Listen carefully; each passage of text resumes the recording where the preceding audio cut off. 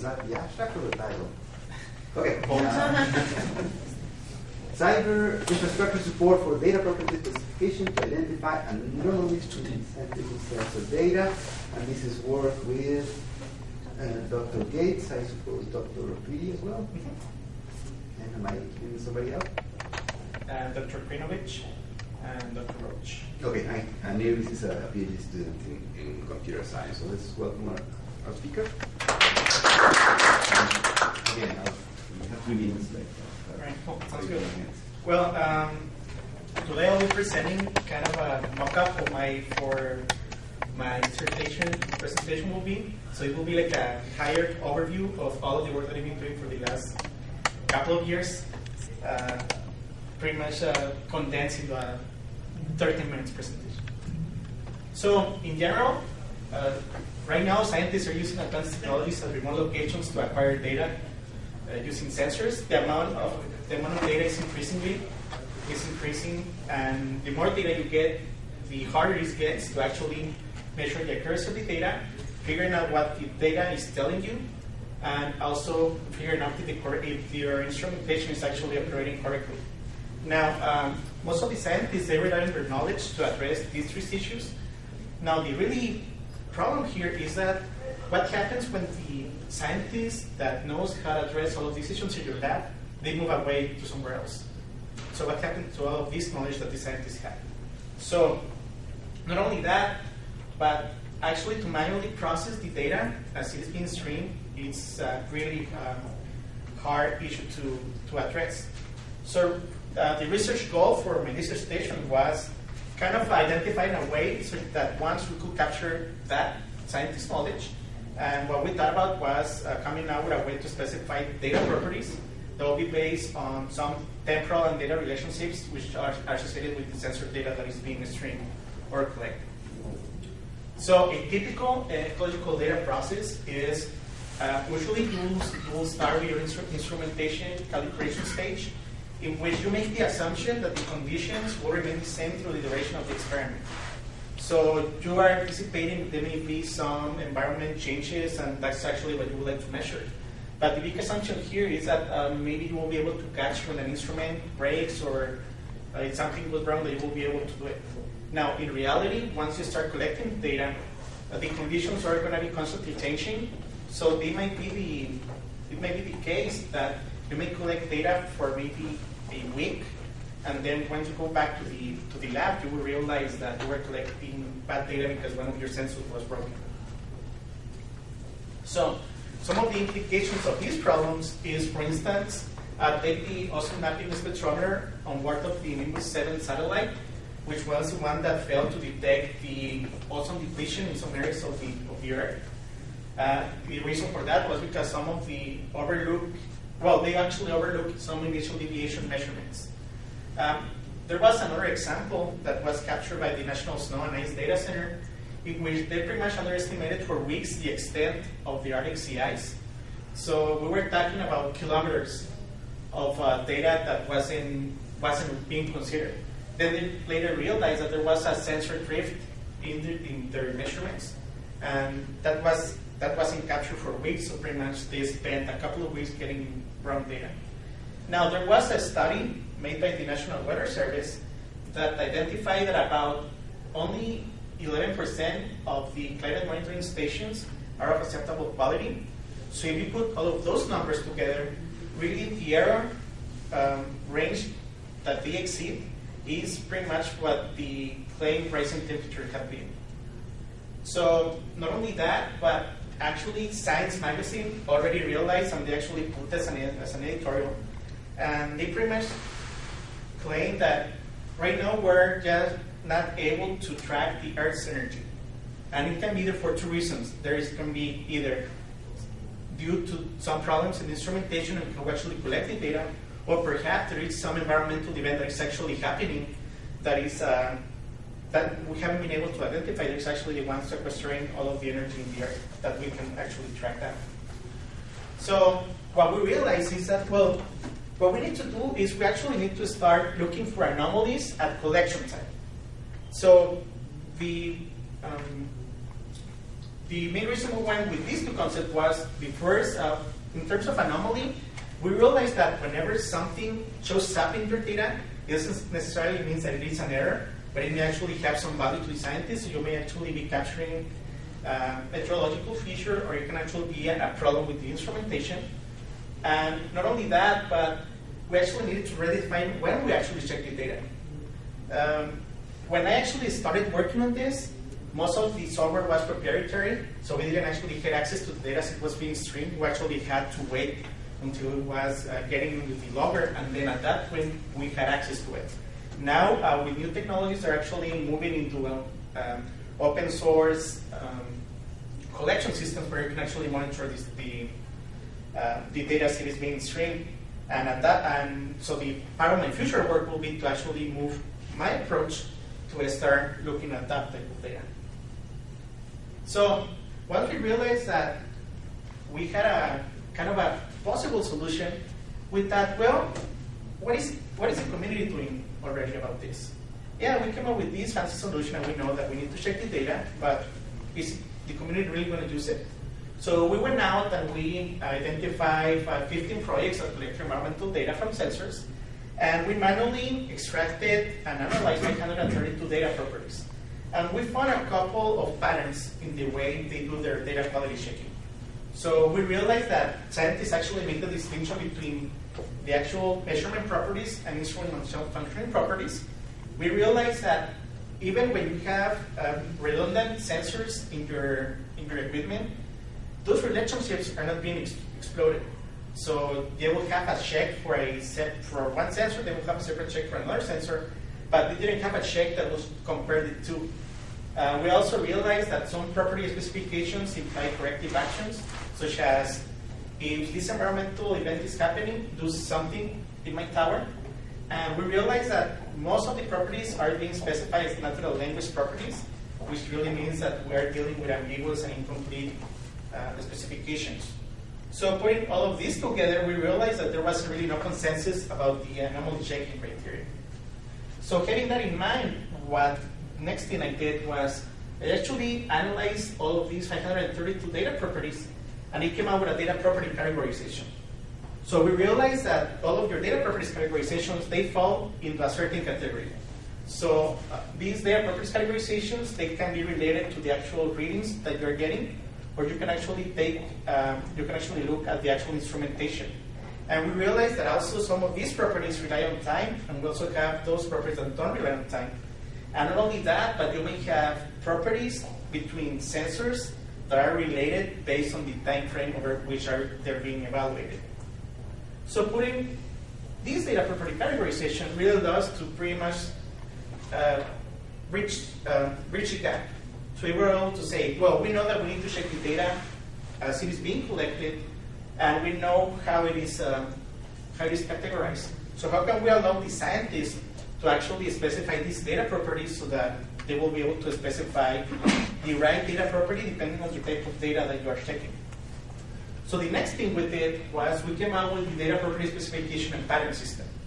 So there is a whole computer science background behind this. So right now I'll just show you the whole overview, or the upper overview how this works.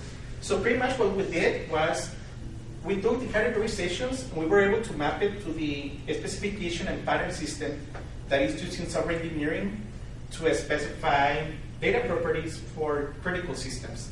So the software engineering specification and pattern system, they rely on the notion of patterns scopes, where the scope describes the part of the program execution that you're interested in evaluating, and the pattern is the actual check that you're doing on that specific trail of execution. So the change we did was we said, let's look at the data, and for us the scope is the amount of data that we will be checking, and the pattern, that will be a Boolean function that we will be evaluating over that data. So we realized that we will be evaluating Boolean statements that may have a check over a single sensor, or that you may have multiple sensor readings that are correlated to each other, and you also need to specify those sort of Boolean statements. Now we realized that there was a lot of theory behind it, a lot of software engineering behind it. So we thought that probably would be a good idea to provide some tool support so that it will be usable for the scientists. So the next thing with some of the theory of how the actual patterns will look is we actually have these DSPS pattern catalog in which we have all of them defined. We can specify which Boolean statement we will support, the type of data categories that will be used. What is nice about this is that we have the formal definition and we have a pseudocode representation that matches this logical definition. So what is nice about this is that you can actually take the pseudocode and you can actually implement it and you can use it to check your data. And for every one of the patterns, we have one of these charts. And this is actually what allows to, in the following step, to actually come up with the tools that will do the shaking of the data for us. Now, the first tool that we actually come up with was the data property specification tool. And what the DataPros tool does is it allows the practitioners to specify and refine data properties. So it takes into consideration the property categorization and the DSPS that we have defined before. And what is nice about this tool is that it actually guides the practitioner through a series of decision trees and questionnaires to figure out which type of data property he or she wants to specify. Not only that, but once you create your specification, the tool gives you a discrete natural language description of what you just defined, so that the scientist will have some feedback to realize if the intended meaning of the property is what he or she had in mind. And then once you go to the process, you will output the data property specification file that can be used to check the data. So a couple of comments on the interface. So the interface provides it allows you to select the category. If you have doubts on which category to use, you can click on a button and it will give you the description of the categories. There is a lot of feedback that you get. We have a specification oracle that will ask you the series of questions and that will guide you until you get the right category that you want to use. And then it allows you to pretty much specify the range of data you want to look at, and you can actually, you're guided into how to specify your property. We realize that it's very important that the scientists include their units in their property, so we also feature that. And if the scientist doesn't know which units to expect, there is actually a feature in the tool where you actually click on it. It will go out, read the text or the data file that you will be checking, and it will pull out all of the units and all of the sensor names that you will need. And using all of them, you actually generate the property. You can document your assumptions and comments, and you get an output out of it. So we have used this approach. For two main projects. We use it at the robotic tram system in the Arctic. And with the robotic tram system, what they do is they're looking at hyperspectral image sensing data, and they're trying to formulate mathematical relationship between the surface optical properties and the environmental phenomena. So we're looking at the reflection on the sun, and then depending on that, they can tell if there are any changes in the surface. So using that same approach, we were able to come out with the dark monitoring framework, which checks automatically the data for them in the field. Now, some of the results of using this tool, we ran it for a summer. I spent there about a month collecting data, and when I actually ran my software and my approach on that, we actually were able to identify some environmental events, which are the ones described by the shuttle changes from large deviations to no deviations found. So every time we saw one of those, we actually went back to look at the metadata, and we realized that those really represent really large snow events, and we were able to capture those using our approach. We also were able to identify this small rain event, but notice that it only happened in one of the trend lines, and the other two pretty much wasn't as obvious on the other ones. So we realized that the actual rain event just happened in a certain area in the Arctic, and it didn't cover the other one. So we can actually track down where it actually happened. Now, in collaboration with Aline, we work with some eddy covariance tower data, And for this, we developed a sensor data verification tool. What we did is we actually sat down with a link to identify some data properties that we could verify over her data. But what was relevant about the data that we analyzed is that we had some environmental events that were happening, and the data and the tower was being placed at that time. So after running our experiment, we were able to identify 3 major events. So notice that whenever there is a large change in lines, and every one of these lines represents the number of evaluations to every one of the data properties. We evaluate like 20 data properties at a time. So notice that, for instance, whenever it rained, we had all these different changes that was really obvious that pretty much deviated from the patterns that we were seeing. And if you actually go and check on the dates and check with the metadata that is being generated by the Jornada site, you'll actually recognize that during this time, these were actual rain events that were happening during that season. So a couple of lessons learned. We identified that there is an issue with conflicting data properties. It's really hard to select thresholds. It's hard to characterize environmental variability and instrumentation malfunctioning. And we should be able to capture confidence levels. Now, the most important thing that we realized is that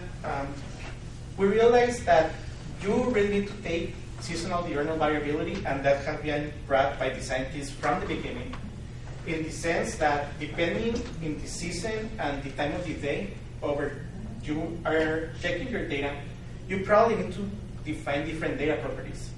Now notice that, for instance, if you use the same temperature property to check the temperature over the days, you have these patterns that repeat.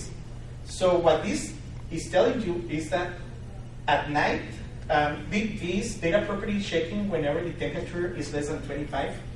So suddenly we started noticing that from 9 to 7 we have this pattern, and we were able to capture those properties, and we were able to realize that the way the data was being captured, there was a problem with the logging system.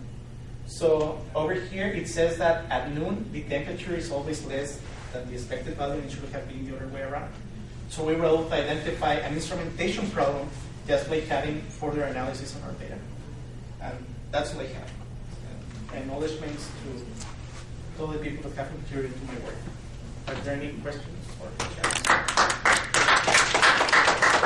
Any questions for our speaker?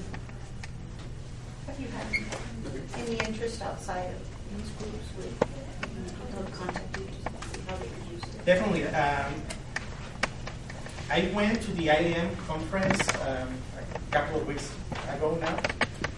There is actually, I was asked to write an editorial on the issues that they have with their data qualities, and they actually wanted my input on it. So I know that the community is interested in this, and we actually got pretty good feedback on this approach, because this is the issue with the current approaches is that they all depends on the actual implementation. But with our approach, it really puts all of the attention on the scientist. The scientist is the one that drives this approach, and not the actual implementation. Other questions? Your hierarchy of different properties or sensor properties, how do you guys encode that? Is it easily extendable? Or? Right. So actually, for us, that's the next step. What we would like to do is we actually encode it as an XML document. So later we realized that the environmental science community, they embrace EML, which is an XML-based standard. And we're also looking into using this as a way to track the provenance of our data, because we already know which properties can be checked from which sets. So we should be able to make that transition into that area. Totally part of our future work. Okay, so let's take the speaker again. Let's move to our final presentation.